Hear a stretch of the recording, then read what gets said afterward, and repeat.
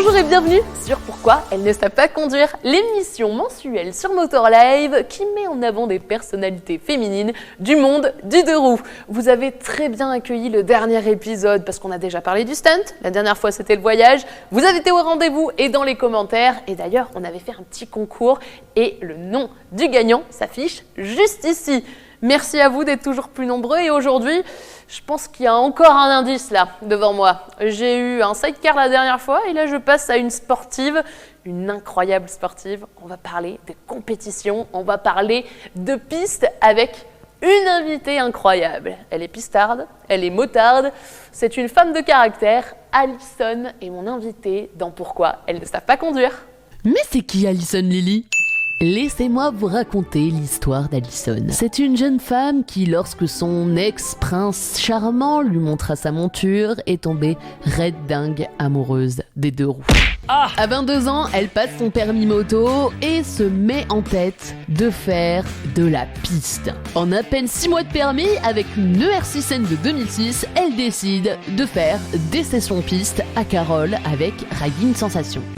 Et elle se trouve confrontée à un manque d'informations. Comment on fait pour s'inscrire ? Est-ce qu'il faut un permis spécial ? Est-ce que les femmes sont acceptées ? Et là, une idée lui vient en tête. Et si elle ouvrait un blog pour distiller tous les conseils et astuces pour toutes celles qui souhaiteraient commencer la compétition ? Et voici comment est né son blog Talons et Guidons. Le but, transmettre sa passion, de commenter, d'exprimer ses avis sur un modèle, un événement ou bien une activité, toujours sur l'univers du deux roues. Bon, et de son côté, Alison, elle fait quoi ? En 2018, elle commence les compétitions sur piste et puis se passionne de plus en plus sur cet univers. De la grosse sportive au scrambler préparé, elle aime tout. Alison, elle aime la moto et décide d'en faire son métier principal. Auto-entrepreneuse, blogueuse, chroniqueuse désormais sur le stream, Alison est mon invitée ici dans Pourquoi elle ne sait pas conduire.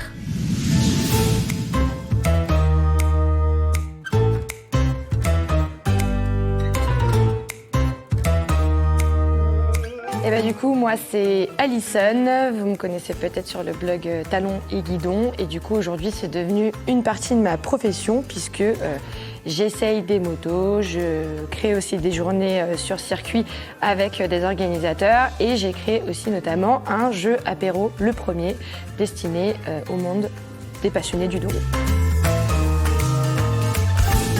Pas du tout, je suis pas du tout issue du milieu de la moto, j'ai découvert ça sur le tard, même très tard. J'y connaissais rien et jusqu'à ce que j'arrive dans une moto-école, j'avais même pas conduit de scooter de ma vie, donc pas du tout. Alors j'ai 3 motos très différentes dans le style. J'ai une R6 qui est destinée uniquement à la piste, au circuit. Ensuite, j'ai une Street Triple RS 765 qui est la moto que j'adore pour aller rouler avec les copains et les copines dans les routes par chez moi. Et après, mon petit bijou, c'est mon CX 105 qui est un Café Racer de 1980. Ah, je peux pas faire un choix sur piste quand même. J'aime beaucoup Manicourt parce que je trouve qu'à la fois il permet de rouler vite mais à la fois il est aussi très technique. Je pense que je suis à 9, ça va encore. Alors, modèle moto, je vais pas être très originale, mais Anne-France d'Hauteville, qui a été la première femme à faire le tour du monde moto, donc c'est quelqu'un pour moi qui est très importante, qui a ouvert notamment les voies à plein de femmes en se disant on peut le faire, mais pas que voilà, dans la moto en général. Et modèle dans la vie, tout simplement, ça fait un peu cliché, mais c'est ma mère. Voilà, c'est mon exemple et c'est grâce à elle aujourd'hui que je fais autant de choses et que je crois autant en moi. Et donc voilà, merci maman. Je parlais de Manicourt tout à l'heure. C'est une de mes premières compétitions sur circuit. C'était à Manicourt en 2019. C'était pour moi la plus belle réussite en termes de compétition où je suis arrivée 9e sur 23, je crois, en 600 et j'ai surtout amélioré mon chrono de presque 5 ou 6 secondes. Donc voilà, c'était un beau moment quand j'ai terminé et que tout le monde est venu me féliciter. C'était très cool. Tout à fait, j'en reviens. Le Salon de Lyon était très cool et effectivement, j'y ai fait un passage obligatoire. vais dire que c'était la Ducati Street Fighter. Alors moi j'ai testé la V2 il y a pas longtemps, mais là du coup j'ai vu la V4 édition Dark qui était plutôt chouette. J'avais pas vu encore de mes yeux la nouvelle Yamaha R7. Je trouve que c'est très cool d'avoir pensé à une moto en mode pour les permis à deux qui fasse un look aussi très sportif. Et sinon, toi, Pauline, t'en as pensé quoi du salon ? Mon avis, eh bien, je suis d'accord avec toi. C'était une superbe édition, ce salon de Lyon. Et pour les A2, il y a eu de belles surprises, notamment la R18 qui est accessible aux jeunes permis. Et on dirait pas comme ça, mais ce bicylindre de BMW dispose désormais d'un bridage à 47,5 chevaux et 35 kW. Une A2 très valorisante que j'ai envie de tester. Oui, parce qu'une A2 qui fait 345 kg, j'ai envie de tester direct. Ah Autre A2 que j'ai adoré découvrir, c'est sur le stand Ducati que ça se passe. Non, pas un vélo, mais une grosse nouveauté qu'on a déjà présentée sur la chaîne de Motor Live, la Desert X. Comment ça, vous l'avez pas encore regardé ? Séance rattrapage juste après cette vidéo, d'accord ? Alors oui, je me suis aussi perdue comme toute bonne touriste au milieu de ces milliers de motos qui me faisaient de l'œil. J'ai aussi fait ma fangirl à demander quelques autographes. Mais c'est Pauline Bike. Mais oui, Je le crois pas. mais on est trop fans de nous deux. Vous vous souvenez quand j'étais en site, je l'ai retrouvé, il est juste là, regarde. J'ai continué ma visite et je suis tombée sur mon deuxième coup de cœur de ce salon, chez Kawasaki. Alors pas un nouveau modèle, mais deux nouveaux coloris que j'adore pour célébrer les 50 ans des Z. Regardez-moi cette Z650. Du rouge de partout et l'emblème Z et le logo en doré. Oui, c'est esthétique, mais j'adore. D'ailleurs, en parlant d'esthétique, Honda nous a fait la surprise de nous montrer tous les modèles de CB1000RR. Jusqu'à la dernière en date, la CB1000RR Fireblade SP. Un modèle incroyable qui, comme vous pensez, n'est pas disponible en A2, mais est faite pour la piste. Et justement, la piste et la compétition, c'est notre sujet du jour dans Pourquoi elles ne savent pas conduire. T'es sortie de prison, ça y est, t'es sur le canapé. T'as réussi l'interrogatoire ? Bah écoute, réussi, je sais pas, mais en tout cas, j'ai essayé de dire ce que je pense et d'être la plus honnête et sincère. J'ai adoré tes réponses. Merci beaucoup. Merci, Il Pauline. y a quelqu'un qui est atterri à côté de toi. Mais qui êtes-vous ? Mais Freddy Forêt. Vous êtes là ? Bonjour. Salut, Merci beaucoup d'être ici sur ce plateau de Motor Live, d'avoir accepté mon invitation. c'est avec plaisir. Ça me fait vraiment plaisir. Du coup, je te présente Alison. Alison. Enchanté. Salut. Séance rattrapage pour tous ceux qui ne connaîtraient pas Freddy Forêt. C'est parti. Mais c'est qui Freddy Forêt ? Freddy, c'est un passionné de bécane, et ce, depuis le biberon. Avec son jumeau Kenny, ils ont suivi les traces de leur père, Jean Forêt, qui lui-même était pilote. Kenny et Freddy ont commencé tous les deux par du motocross. Mais ensuite, la vitesse les a rattrapés, et ils ont commencé tous les deux à faire de la piste. Je pense que c'était le bon choix, car Freddy cumule plus de 3 titres de champion du monde d'endurance, 4 victoires au bol d'or, et 3 victoires aux 24 heures du Mans. En parallèle des compétitions, il devient également commentateur sportif pour Eurosport. Et puis, avec son frère, ils ont ouvert cette année une académie qui va former vos enfants à la compétition. Un super pilote au grand cœur. J'ai le plaisir d'accueillir Freddy Forêt, ici, sur Motor Live, dans Pourquoi elles ne savent pas conduire. Pour commencer, j'aimerais savoir, pour chacun d'entre vous deux, d'où vous est venue cette passion de la moto, de la piste, parce que je sais que vous avez vraiment des chemins différents tous les deux. Alors en fait, moi je suis pas du tout issue du milieu de la moto. La moto, j'ai découvert ça quand j'avais 16 ans. Traditionnel d'un petit copain à l'époque qui avait une moto et qui m'a emmené faire un tour dans les 17 tournants, je me rappellerai toujours. Et je me suis dit, ouais, c'est trop cool. Enfin, on se baladait, voilà, j'avais 16-17 ans et puis j'étais derrière lui, puis on saluait tous les motards. Il y avait de la vitesse, c'était cool. Et puis, ce que j'ai apprécié, c'était pas quand il était en ligne droite et qu'il accélérait, c'était à chaque fois qu'il y avait un virage, quoi. J'aimais bien la sensation. Bref, le temps passe, il m'amène quelques temps après sur le circuit Carole. Et là, je vois, Les journées gratuites. Alors, franchement, sincèrement, je sais plus, mais en tout cas, je suis au circuit Carole et là, je vois des mecs qui posent le genou par terre et qui envoient. Et là, je fais waouh, c'est génial. Un jour, je ferai ça. Et je me rappelle, je lui dis, moi aussi, un jour, je ferai ça. Il rigole, il se fout de moi. Bref, les années passent. Moi, je passe mon école de commerce, mes études, etc. Je me concentre là-dessus. Puis, je termine mon master. Et là, l'idée de passer mon permis moto revient en tête. Et là, du coup, je me lance. Mais il faut savoir qu'à cette époque-là, j'ai même pas conduit de scooter. Je n'ai jamais conduit de scooter de ma vie. Jamais. À peine j'ai fait de la trottinette, quoi. Tu vois, pour du 2 roues, c'est le seul truc que j'ai dû faire. Et même pas de la électrique. Donc c'est pour te Vélo. dire. Même pas trop à Paris, tu vois. Enfin, voilà. Et donc, du coup, me vient cette idée, je me lance. Et d'un coup, je passe la porte de la moto-école. Et puis, très rapidement, en 2 mois et demi, j'ai mon permis moto. Donc, ça va assez vite. Donc, j'ai le permis moto sur fin d'année. D'accord. L'hiver passe, j'ai pas envie de m'acheter une moto tout de suite parce que pas beau et autres. Voilà, et puis qu'il fait froid. Puis j'économise et puis je m'achète ma première moto, une R6N. D'accord. Et là, l'idée de passer sur le circuit revient. Mais je me dis, c'est trop tôt, je viens d'avoir le permis moto, je suis débutante. Ce qu'il faut absolument pas se dire, mais j'en sais rien à ce moment-là. Et donc, je trouve un président d'un motoclub sur Facebook, l'école Riding Sensation. Du coup, donc Laurie Frémy, le président, et on échange. Et finalement, il me dit, mais au contraire, viens tout de suite sur piste. Tu n'as pas les défauts des personnes habituées à la route, tu es encore débutante, et puis ça t'apprendra plein de choses pour la route. Et donc, 5 mois après avoir passé mon permis moto, j'atterris sur ma première journée piste sur le circuit Carole. Je viens toute seule avec mon petit sac à dos, ma petite combarre. J'avais même pas les bons gants, j'avais même pas les bonnes chaussures. Enfin, rien n'allait. Voilà, et si j'avais juste ce qu'il faut en termes d'équipement quand même, mais un minimum. Et puis j'ai passé cette première journée en stage débutant et Tu as osé. ça m'a jamais quitté depuis 2016 du coup. Voilà. C'est beau, c'est très très beau. Et Freddy, toi, inverse total, tu l'as eu dans le sang dès la naissance. Ouais, c'est ça. Moi, j'ai mon père qui était pilote moto. Donc, il a été pilote moto à l'équivalent du MotoGP aujourd'hui. D'accord. Sauf que ça n'a rien à voir. C'était vraiment, comme je disais à chaque fois, pour comparer les époques. C'était en 94. On habitait dans un quartier dans le 78. Et mon père faisait la mécanique de sa moto de D'accord. Grand Prix 500 dans sa cave, en dessous de l'immeuble. Donc c'est vraiment pour dire comment ça changeait. Donc c'était un pilote pendant de nombreuses années. Et puis avec mon frère jumeau, on est tombé dedans très jeune. Je pense que je ne me rappelle même pas quand est-ce que je suis monté sur une moto. On a fait beaucoup de motocross pendant longtemps parce que la vitesse, ça coûtait cher. Et en plus, on était 2, donc ça aidait pas. Et si je me souviens bien, on a commencé dans les 17 ans. La vitesse. En fait, on disait à notre père, non, mais nous, on veut faire du cross. Et il disait, vous verrez le jour où vous serrez la vitesse, vous verrez. C'était au circuit Carole. Ah bah voilà. Mais seul truc, petit clin d'œil à mon père, mais il nous a mis tout de suite sur des motos de course, des vraies motos de course. Direct. Donc au circuit Carole, ça s'est terminé directement par terre. Donc on a compris tout de suite que ça faisait mal.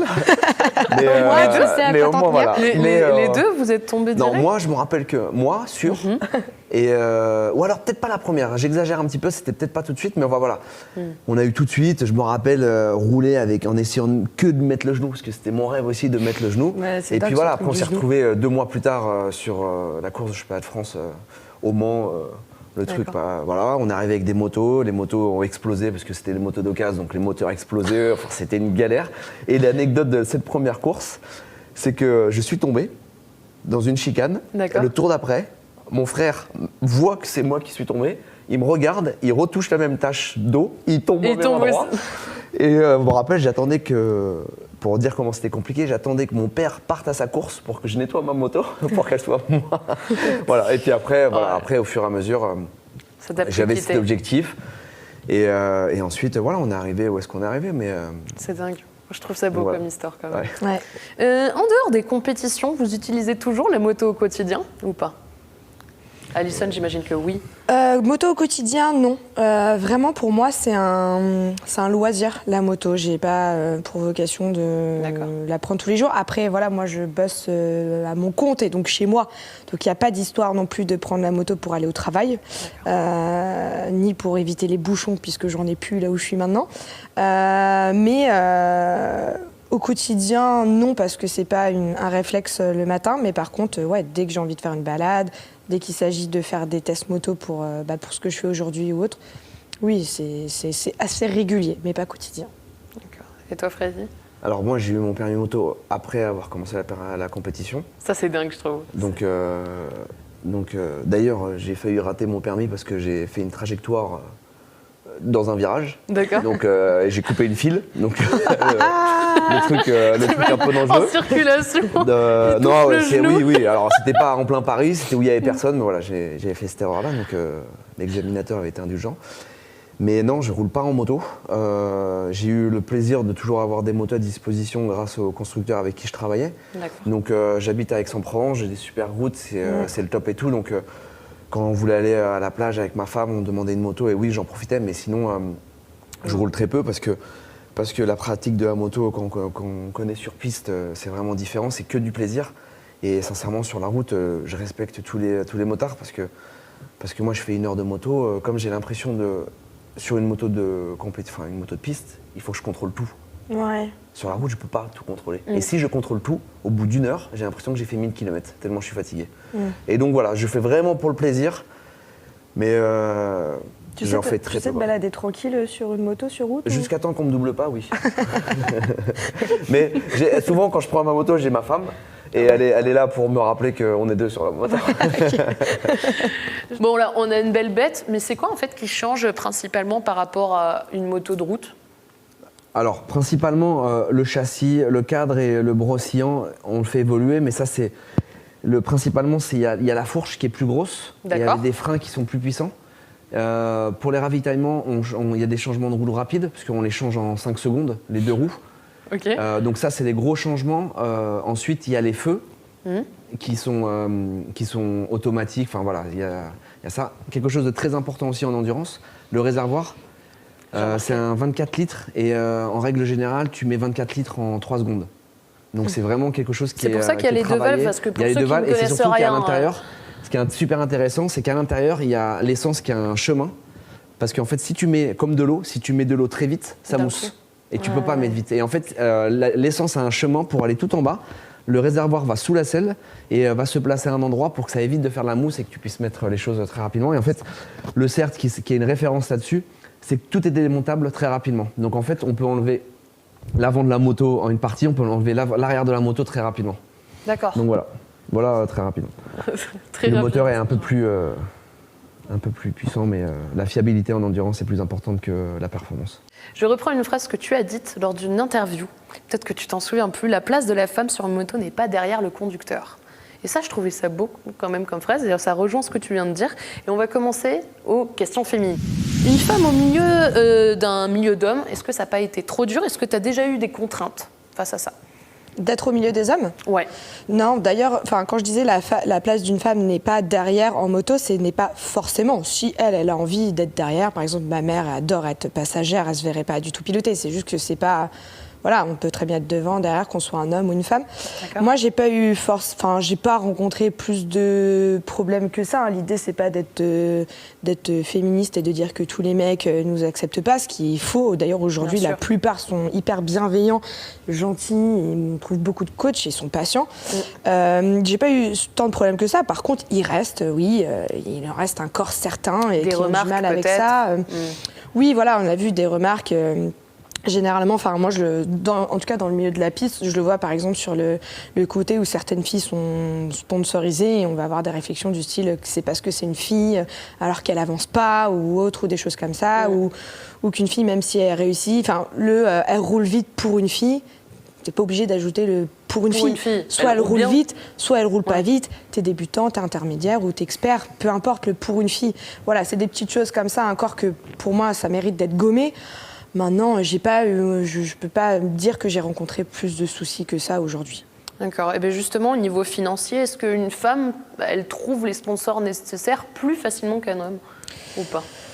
Il y a ce besoin de montrer effectivement qu'il y a des femmes qui le font aujourd'hui. Donc oui, beaucoup de marques d'entreprises et autres vont utiliser la femme. Maintenant, c'est pas que forcément parce que t'es une femme, c'est qu'est-ce que t'apportes derrière aussi. Parce que si une marque sponsorise une fille juste parce que c'est une fille, mais que derrière elle lui rapporte pas de business, ça va s'arrêter aussi très vite.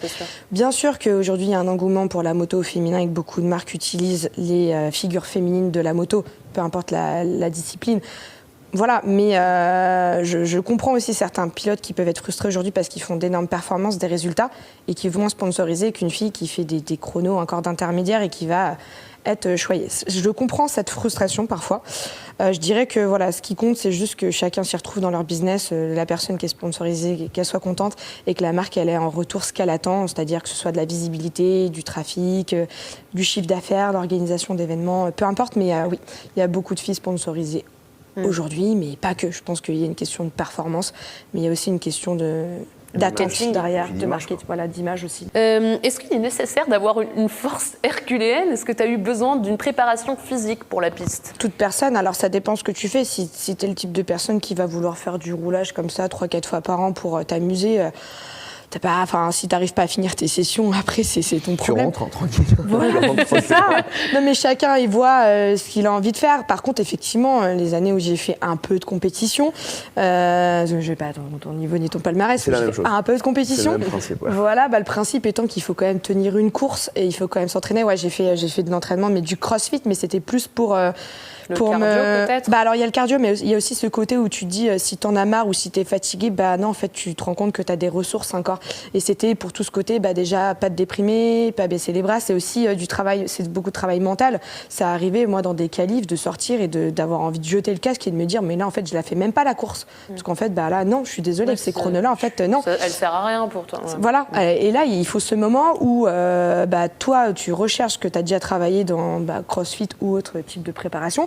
Ou alors tes amis, ton team qui est là pour t'aider aussi, moi ça a beaucoup été ça aussi, te dire non en fait tu te tais et tu vas y aller et tu vas le faire en fait et tu verras. Et la course dont je parlais tout à l'heure à Manicourt, c'était ça. Moi 2 semaines avant je m'entraînais à Manicourt, j'étais à 2 doigts d'annuler la course et j'ai fait Manicourt. Entre le premier entraînement 2 semaines avant et la course, j'ai gagné 13 secondes en tout. Hein. Bon après on sait pas, donc il y avait beaucoup de secondes à gagner déjà de base. C'est quelque chose qui est important, la préparation physique mais la préparation mentale aussi pour moi, c'est hyper important. D'accord. J'ai vu que désormais tu fais des formations pour les petits, jeunes. Ouais. Tu as des filles, j'imagine, dans tes formations. Est-ce que tu leur proposes une formation différente des hommes ou pas du tout? En fait, aujourd'hui, je pense qu'un homme a des avantages, une femme a des avantages. Et en fait, on est plus concentré sur les désavantages qu'une femme ou un homme peut avoir que les points forts. Toi. Et aujourd'hui, c'est ce que je dis aux filles, et c'est ce que je dis aussi quand je fais des stages où je tombe sur des femmes, c'est que n'essayez pas de ressembler à des hommes. Vous avez des avantages que les hommes n'ont pas et qu'il faut s'en servir. Et aujourd'hui, ce que je dis en tout cas à mes enfants, parce que je les prépare pour la compétition, et c'est exactement le plus important, savoir faire de la moto, tout le monde y arrive. Savoir faire très bien de la moto, beaucoup de personnes y arrivent. Savoir gérer un week-end de compétition correctement, plus personne n'y arrive. Là, ça se corse. Parce que là, c'est compliqué. Et en fait, que ce soit une fille ou un garçon, il y a des avantages. La première chose, là, j'ai une fille qui elle pleurait parce qu'elle n'y arrivait pas et tout ça, parce qu'elle avait oublié, elle se mettait tellement de pression qu'elle oubliait le plaisir dans la moto. Et on ne peut pas réussir quelque chose si on ne prend pas de plaisir. Et son papa qui me dit, le soir, il me dit, mais ça fait 1 an que ma fille a souri, elle était heureuse de venir faire de la moto. Mais sur le moment, elle n'y arrivait pas. Et on a trouvé des choses et je dis, écoute, si tu restes concentré, que tu sois une fille ou un homme, ça ne changera rien. Et puis, sur la question sur le sport que tu fais, la pratique moto reste un sport. Oui. Donc, c'est sûr, si tu montes sur une moto, tu vas sur un circuit, tu fais 20 minutes, tu vas t'arrêter, tu vas faire... C'est quoi cette histoire? Je suis en sueur, qu'est-ce qui se passe? Ce qui est important de rappeler aux gens, c'est que quand tu es sur une moto, quand tu fais un tour qualif, tu cherches la performance pure pour un tour, ton cœur il est à 180 pulsations, quoi. C'est comme un sprint. Et c'est là où en fait on se rend compte que c'est aussi un sport. Donc fille ou garçon, une fille ça a tellement d'avantages sur la finesse du pilotage, tout ça. Quand je vois des filles qui veulent absolument freiner tard et tout ça, j'y fais. N'essaye pas. Fais ce que vos avantages, ce que l'homme n'a pas. Je veux bien prendre des cours avec toi en fait parce que moi, à chaque fois j'essaye de freiner plus tard et tout. Mais oui, c'est ça, mais il y a des choses il y a des choses que nous on essaie d'avoir, qu'on travaille sur la finesse, d'être parfait. Vous l'avez automatiquement. Peu importe le niveau, plus propre. Vous l'avez tout de suite parce que vous avez la finesse de la femme. L'homme est un peu plus bourrin et il va faire un peu. Et en fait, quand tu es dans un monde d'hommes, indirectement, tu regardes les conseils, tu vois, ah ouais, ta vie, il fait comme ça. Et c'est là où je me bats, je dis, non, va, fais ton truc. Fais ton truc, et avec des coachs et tout ça, et c'est le top, quoi. Ouais. Tu as commencé ton blog il y a quand même quelques années maintenant. talons et guidons. Tu découvrais tout juste le monde de la piste, tu nous en as parlé. Est-ce que tu as vu le monde progresser maintenant? Parce que tu l'avais créé parce qu'il n'y avait rien sur la piste maintenant. Est-ce que ça a changé? Ouais, du coup, j'ai créé le blog il y a 7 ans. Alors, c'était à l'époque, quand on disait blog, c'était un vrai blog, c'est-à-dire que je racontais ma vie dessus, clairement. Voilà, parce que pourquoi j'ai décidé de le créer déjà dans un premier temps, c'était pas juste pour raconter ma vie, c'est que je me suis confrontée à plein de choses et que j'avais pas forcément des réponses en face. Il y avait beaucoup de journaux, c'était des termes très de journalistes, des termes techniques. C'était du charabia, j'y comprenais rien. Et j'avais l'impression que dès que je posais une question, on se foutait un peu de ma gueule, genre elle y connaît rien. Mais tu sais pas. Ouais. Alors que c'est logique de pas savoir. Et en fait, j'ai eu envie de créer un peu comme la marque Pour les nuls, les livres qu'on trouve, mathématiques pour les nuls, les échecs pour les nuls, j'en sais rien. La piste, du coup, pour les nuls. Alors, pas que la piste, la moto aussi, parce que du coup, j'ai très vite eu aussi mon café racer. Hein. J'ai autant aimé l'univers sportif que l'univers des motos vintage. C'est toujours des choses qui me parlaient. Mais c'était vraiment ce côté, créer un peu de l'entraide. Et je me souviens d'un article que j'ai fait sur mon blog qui a cartonné. J'ai juste en fait fait des tutos avec des captures d'écran de comment souscrire un passe-circuit sur le site de la FFM, comment choisir un organisateur, pour quelles raisons, quels sont les avantages que tu dois regarder en fonction de là où tu habites et ce que propose ton motoclub et autres. En fait, j'ai fait juste un truc tout simple comme ça de tuto, qui a été repartagé je ne sais pas combien de fois, parce qu'en fait, personne t'expliquait jusqu'à présent. Et moi, chaque fois, on venait me voir sur les réseaux en me disant « Oui, salut, j'y comprends rien, passe-circuit, licence, qu'est-ce que je choisis, pourquoi, c'est quoi les prix, et je comprends rien sur le site de la FFM, il faut créer un compte, puis là, je suis dans le trial alors que je vais de la vitesse. » Les prochains championnats de France, la Women's Cup, qui va avoir lieu le 14 et 15 mai, les premiers au circuit Pau Arnos, est-ce que tu vas participer ? Non, du tout. J'ai fait la Women's Cup une année. Je trouve que c'est un très bon championnat pour se lancer. D'accord. Après, j'estime qu'une fois que tu t'es lancé, le but étant pas de le refaire tous les ans. Voilà. Après, c'est mon propre avis. Mais mon avis est que c'est un championnat pour se lancer. Il y a quand même beaucoup d'écarts et de différences là-dedans.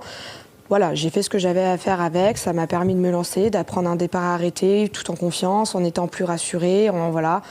Maintenant, c'est fait. Je veux dire, depuis, j'ai refait une compétition mixte. Et si je refais de la compétition, ce sera mixte parce que je vois pas l'intérêt d'aller me batailler en Women's Cup. Je préfère laisser ma place à des filles qui viennent de découvrir la moto. Et c'est à la base le but du championnat. Pour moi, il doit rester ainsi. Une fille qui voudrait faire de la compétition, tu leur proposerais quoi justement pour commencer donc la Women's Cup en démarre? Moi, je proposerais rien. Je lui dirais d'aller là où elles sont à l'aise. Si elles préfèrent venir dans mon académie. Et je vous apprends à faire du coup, devenir dans son académie. Voilà. Non, mais pour le coup, je dis à chacun qu'il faut se sentir à l'aise. Il y a des filles qui ont commencé directement en mix et qui n'ont pas eu de problème et qui arrivent parfaitement. Je prends l'exemple d'Annelise Balmain qui est en Ultimate Cup, en Challenger 600. C'est une fille que j'admire beaucoup et qui a fini dans le parc fermé dès la première année, quoi, au milieu des mecs, alors qu'elle n'en avait jamais fait avant.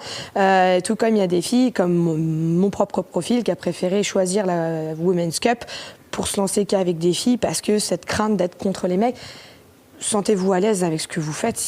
Faites ce que vous avez envie de faire tant que vous êtes heureux de le faire. Bon. Eh bien, justement, débutant, on va passer aux questions pour un débutant, cette fois-ci, spécial circuit, piste, compétition, moto. J'ai demandé à beaucoup d'abonnés des questions concernant le circuit. En général, quelles seraient leurs questions, leurs interrogations? Vu que vous avez fait de la compétition, toi, tu t'es carrément mise dedans, toi, toute seule, tu as peut-être les réponses à celle-ci. Donc, justement, quelqu'un qui a envie de commencer, c'est quoi les premières démarches à faire? Est-ce qu'il doit trouver un circuit? Est-ce qu'il doit passer un code de la piste? Bref, à vous de répondre. Alors, tu dis commencer la compétition ou commencer le circuit? Circuit d'abord et compétition après pour savoir. Déjà, s'il n'a pas le permis moto, il faut qu'il passe son CASM. Donc c'est le certificat d'aptitude au sport motorisé. D'ailleurs, je ne savais pas qu'on n'était pas obligé d'avoir le permis moto quand j'ai commencé la piste. Ça, je l'ai découvert après. Voilà. Donc il doit passer son CASM. S'il a le permis moto, il a le permis moto, très bien. Et c'est commencer à déjà regarder l'équipement dans un premier temps pour moi. Parce que si t'es pas équipé comme il faut déjà... déjà, tu rentres pas. Voilà, c'est ça. Donc, commencer par vérifier que son équipement est bien, qu'il a bien tout, en tout cas, voilà. Ensuite, c'est regarder les circuits à côté de chez lui. Il y a des sites comme, je prends l'exemple de Calendrier Piste, qui a un très bon site internet. J'étais dessus ce matin, donc c'est génial. Franchement, Voilà. ce truc Calendrier Piste, t'as vraiment, c'est comme une sorte d'agenda où tu as tous les roulages proposés sur une date. Si tu dis je suis dispo dimanche dans 2 semaines, tu vas sur la date et tu regardes les roulages proposés et tu regardes s'il y en a un à côté de chez toi. Généralement, tu te rends sur le site internet de l'organisateur ou du circuit si le circuit est l'organisateur de cette journée. Puis après, il suffit de souscrire en prenant une assurance responsabilité, soit c'est un passe-circuit avec la Fédé, c'est qui ça. te propose sur place, ou si c'est une assurance. De toute façon, tous les organisateurs. Généralement, l'organisateur le fait. Ou alors, si on se dit qu'on va se lancer direct et qu'on va faire plein de roulages, c'est prendre une licence entraînement. Directement. Une licence nette. Et puis. Et pour commencer, vraiment, le plus important, c'est prendre les premières sorties de roulage, prendre avec conseil. Ouais. Soit un stage. Un stage, ça peut faire beaucoup. Mais si vous pouvez commencer, parce que vous savez, souvent, ils ont déjà le permis moto, ils savent faire de la moto. Et si tu apprends tout de suite les bases du circuit, c'est comme pour tout sport. Si demain on décide d'aller faire du tennis, on a le réflexe d'aller voir un coach de tennis. Il faut avoir le même réflexe. Ça, c'est vraiment important. Quel type de moto conseillez-vous en premier lieu? Est-il nécessaire d'avoir une moto spécifiquement pour la piste? Non. Pour débuter, on prend toujours question de débutant. Après, tout c'est une question de budget. Le problème, c'est que si quelqu'un n'a pas les moyens, il va prendre sa moto de route. Ce qui est possible. Avec la moto de route, tu peux faire plein de choses. Même si c'est pas une moto sportive, le seul truc, c'est que, moi, le seul conseil que j'ai donné, c'est que si quelqu'un a les moyens, ce que je lui conseille, c'est d'acheter une moto même pas chère, vraiment. J'ai commencé moi sur un Gex K1, tu vois. Donc, non, et toi, ou alors des roadsters, des petites CB500 pendant longtemps, là, il y avait ça. Tu tombes, ça coûte rien. Voilà, c'est ça. Et ça n'a pas de stress quand tu tombes et tout. Et bon, quand tu es débutant, si tu tombmes tout de suite, c'est que tu as quand même fait une boulette. Parce que normalement, en prenant ton temps, tu es tranquille pendant un petit moment. Mais acheter une moto pas chère, si tu tombes avec ta moto de route, même si c'est possible de faire de la piste avec ta moto de route, tu pleures plus que. Mais il existe des packs maintenant, assurances qui je découvre avec il y a plusieurs packs circuits où les assurances proposent des packs circuits en fait. Où tu peux assurer, forcément ça coûte plus cher. Mais si ça peut rassurer des gens qui sont un peu fébriles par rapport à ça, il vaut mieux mettre dans un stage au départ, l'argent avec sa moto mais dans un stage, et comme ça au moins on voit, parce que c'est sûr que s'il achète cuir, tout, la moto, il aime pas, bon c'est impossible, mais... D'ailleurs il y a des mutuelles qui proposent des locations et des organisateurs des locations de matériel pour la piste aussi. Quand on se dit, c'est possible, généralement ça arrive pas à grand monde, j'en ai d'ailleurs jamais rencontré, mais si on se dit, vas-y, j'ai essayé la piste et j'aime pas, c'est vrai que si on a tout acheté pour rien, c'est si t'aimes la moto sur route, je te le dis direct, la piste... C'est un plaisir. C'est pour ça que je dis, j'ai jamais rencontré quelqu'un, mais je peux pas dire personne. S'il y a des groupes où ça va trop vite, là, ça peut comprendre que ça fait peur et tout ça, mais si t'es dans un bon groupe, t'as choisi le truc débutant qui sait bien faire les choses, je pense que... C'est sûr, c'est sûr. Une question, doit-on obligatoirement se lancer jeune pour ce genre de discipline? C'est un certain Arthur qui pose cette question. Non, définitivement non. Parce que si tu veux réussir dans la compétition, je vais te dire super jeune, non, mais dans la compétition, c'est comme tout, il y a des sacrifices à faire, il faut apprendre les choses tôt. Et en fait, si tu décides de réussir dans la compétition, dans tous les cas, ta vie sera différente. Jusqu'à temps que tu réussisses ou que tu réussisses pas. Par contre, pour le plaisir sur circuit, non, justement, ils arrivent, je découvre le circuit. Si je peux te dire, une fois, j'ai une personne de 70 ans, elle arrive à un stage. Trop bien. 50 ans de moto. Ah ouais. Je me suis dit, lui, si j'arrive à lui faire bouger ses fesses, je suis le meilleur coach. Alors, parce que moi, quand j'ai appris à être éducateur, ils m'ont toujours dit, il n'y a pas de mauvais élèves, il n'y a que des mauvais coachs. Oui. Tu vois et là, je me suis dit, la pression. Et on lui apprend et tout ça. Et puis le soir, je le vois. Et je fais, non, mais c'est pas possible. Il déhanchait et tout. J'ai réussi. Non. Et je vais le voir, j'ai fait, écoute, tu as un exemple que je vais me servir de toi pour les années prochaines. J'ai fait, comment t'as fait? Qu'est-ce que t'as fait? Qu'est-ce qui t'a fait te débloquer? Il m'a dit, tu m'as dit que si je déhanchais pas, je prenais plus de risques et j'avais des risques de tomber. Et j'ai pas envie de tomber. C'était tellement logique. Merci.